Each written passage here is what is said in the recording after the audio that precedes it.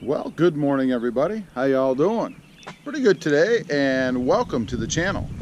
I'm going to put the Tundra through its paces today. I've got to do some mulching here at the house, so we're going to go over and pick up some mulch, probably about 40 bags to start. And I'm going to give you a before stance on the Tundra. You can take a look here. There's the wheel well, and one other thing I'll do here. Let me unfurl my tape measure, and I'll show you what the gap is. Handy dandy tape measure. Before and after we get the mulch. So this is before, obviously. You guys can take a look there. Looks to me like from wheel well to the top of the tire, we'll say maybe about 8 inches or so. Let's go with that. But you guys can judge that for yourself. Take a quick look at the back here. You can see where we're sitting there.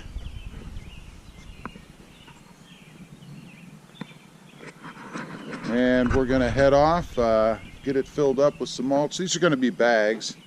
I don't do the loose mulch. Too much of a pain and a mess. So let's head off, get it filled up, and see how she sits. All right, we are all loaded up. I've got 25 bags of mulch in the back, and that puts it about even with the bed rails. Might have been able to fit 2 or 3 more, something like that.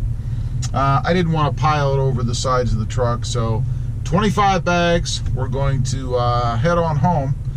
We'll take a look at that gap. 25 bags. I'm guessing they're probably, I don't know, about 50 pounds a bag, maybe a little more than that if they're wet.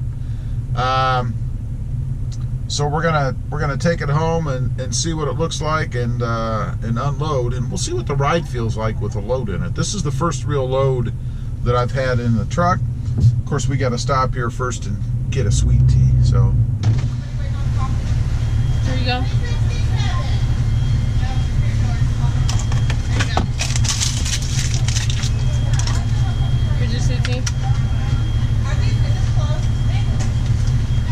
Thank you. You too.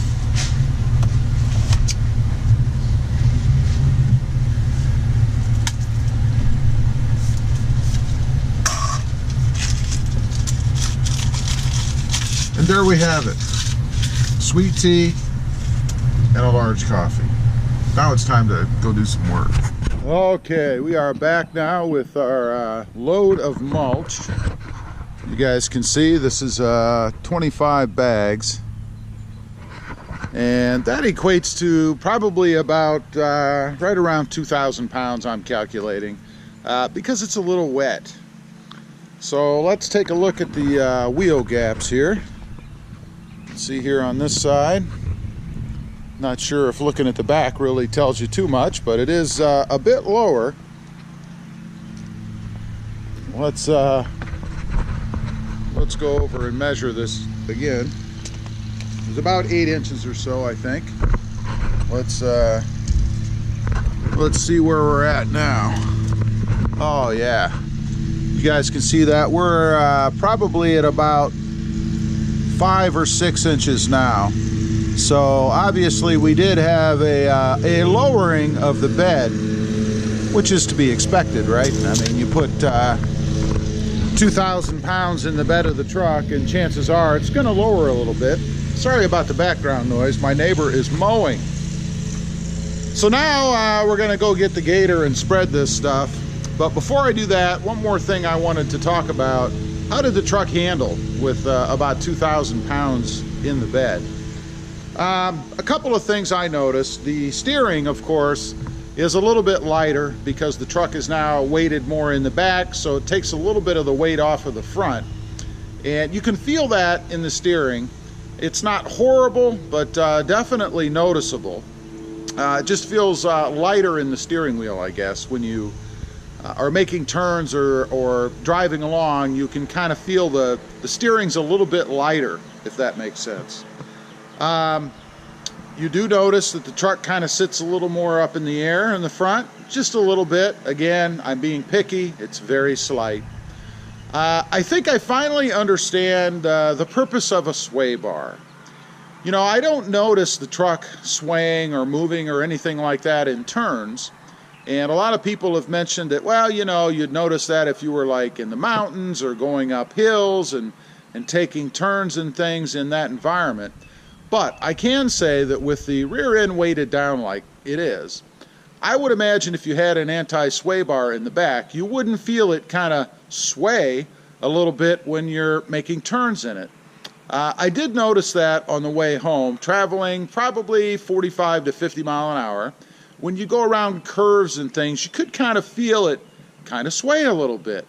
So I'm guessing if I had an anti-sway bar in the rear of the Tundra, I wouldn't feel that.